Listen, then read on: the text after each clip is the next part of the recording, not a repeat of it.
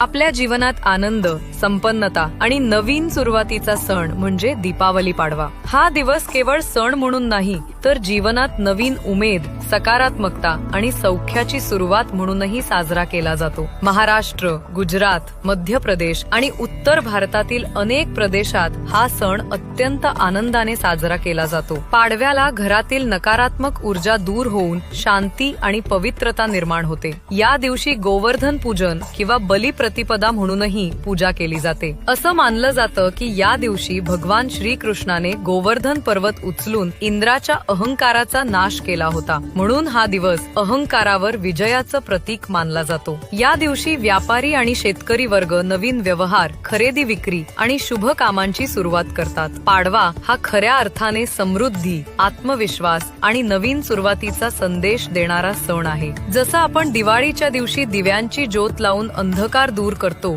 तसंच या दिवशी आपल्या मनातील दुःख, चिंता आणि नकारात्मकता दूर करून नवीन प्रकाश, शांतता आणि सकारात्मक विचारांचं स्वागत करतो।